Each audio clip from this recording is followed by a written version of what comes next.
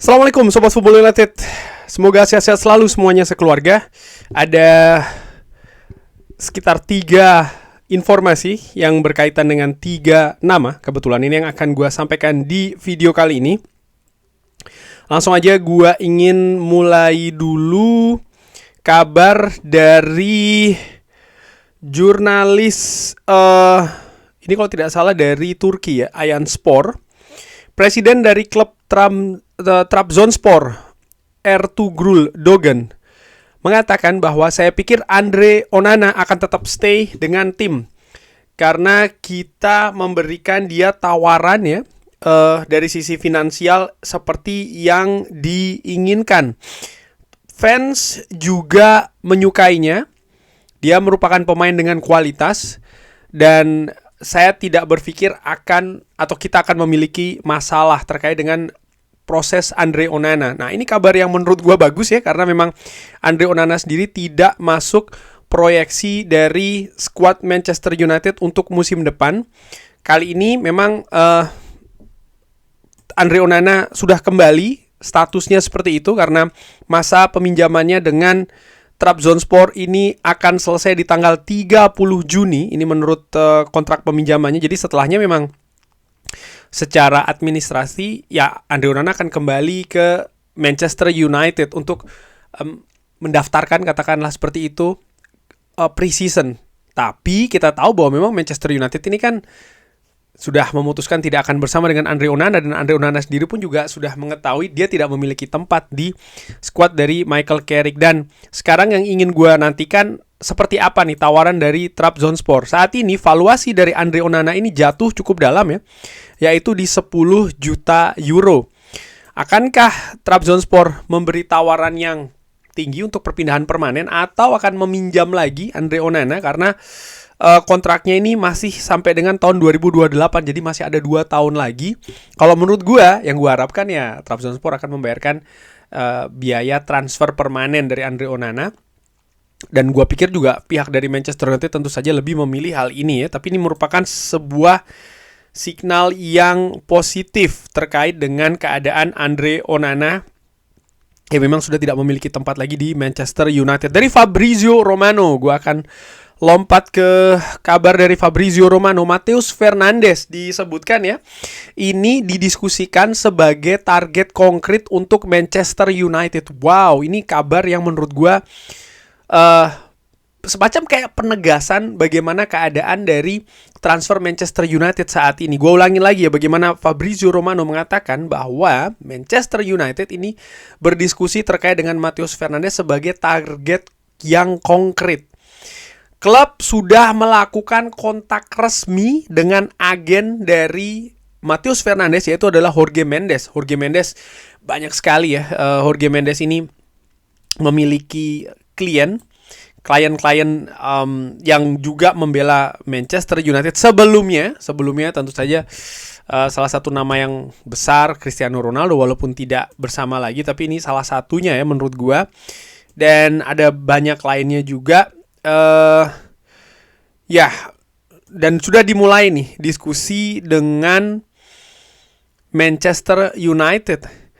Hubungan antara Manchester United dengan Jorge Mendes juga relatif cukup baik ya, sehingga ini menarik nih. Ini strategi menurut gue yang dilakukan juga sebelumnya oleh Manchester United, yaitu adalah ketika mendekati Mbeumo ataupun juga Cunha, memastikan bahwa sang pemain ini memang ingin pindah ke Manchester United. Sang pemain sepakat dengan tawaran-tawaran dari Manchester United, dan ketika itu terjadi, artinya sang pemain juga sudah positif nih inginnya ke Manchester United, barulah Manchester United ini melakukan pendekatan untuk mendatangkan sang pemain, artinya melakukan pendekatan terhadap klub ya.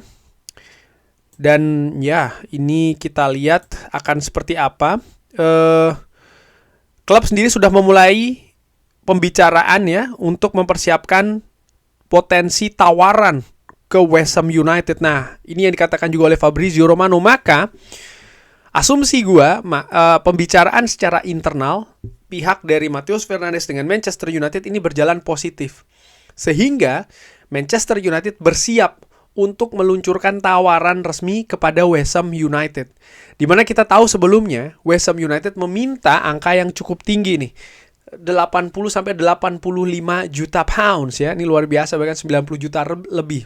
Manchester United disebutkan sebelumnya, ya bagi Manchester United ini terlalu tinggi. Dan gue juga sepakat, valuasi seperti ini terlalu tinggi bagi Matheus Fernandes yang menurut Transfermarkt jauh ya, sekitar 50 juta euro, itu pertama. Yang kedua juga kalau melihat West Ham United, di mana West Ham United ini adalah klub yang terdegradasi. Jadi akan menjadi situasi yang aneh, ada klub yang terdegradasi tapi menjual pemain dengan harga yang sangat tinggi banget ya.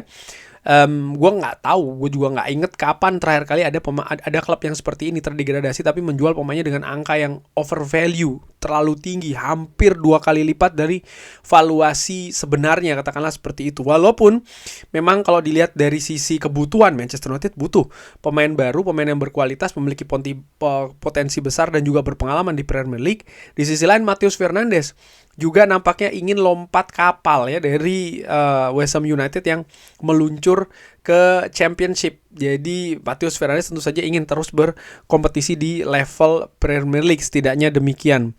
Ini menarik ya menurut gua keadaan dari Matheus Fernandes. Akankah Matheus Fernandes menjadi pemain kedua yang hadir di Old Trafford? Menurut gua secara ringan amatiran ya, ini masih termasuk langkah awal. Walaupun ini situasi yang positif, tapi termasuk langkah yang masih awal dengan ya keadaan apapun masih bisa terjadi. Dan menurut gue nih akan memakan proses yang lebih panjang daripada Ederson. Sehingga ya bersiap saja kita ikuti ini bagaimana alur dinamika dari proses Matheus Fernandes. Dan pemain ketiga yang ingin gue sampaikan kabarnya kali ini adalah Samuel Luhrs.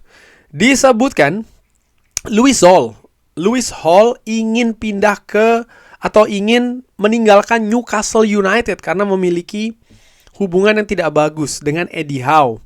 Lewis Hall terbuka untuk bergabung dengan Manchester United. Wow, ini juga menarik menurut gue. Oke, dia ada hubungan yang katakanlah tidak bagus dengan Eddie Howe, walaupun ini juga harus dikonfirmasi.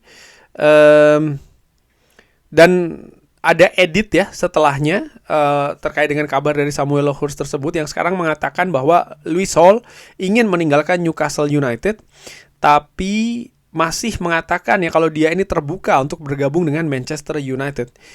Ya menurut gue terkait dengan Lewis Hall, pemain ini potensinya besar, punya kualitas, tapi seperti yang diinformasikan sebelumnya, berapa valuasi dari Newcastle United ini yang akan menjadi tantangan utamanya ya terkait dengan kemungkinan Lewis Hall. Manchester United butuh back kiri karena situasi dengan Luke Shaw, dengan Tyrell Malacia yang sudah cabut ya.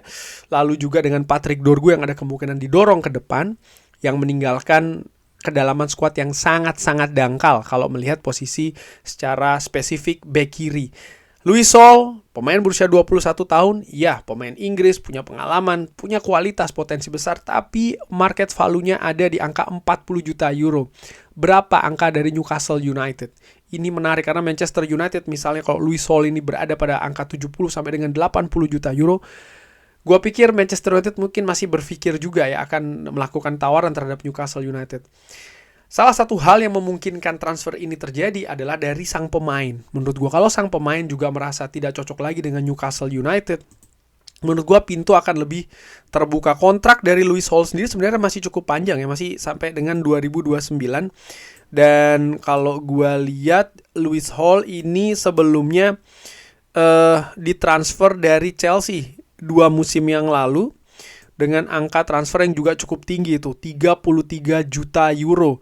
Pemain yang memang berasal dari akademi Chelsea. Akankah berlabuh di Old Trafford?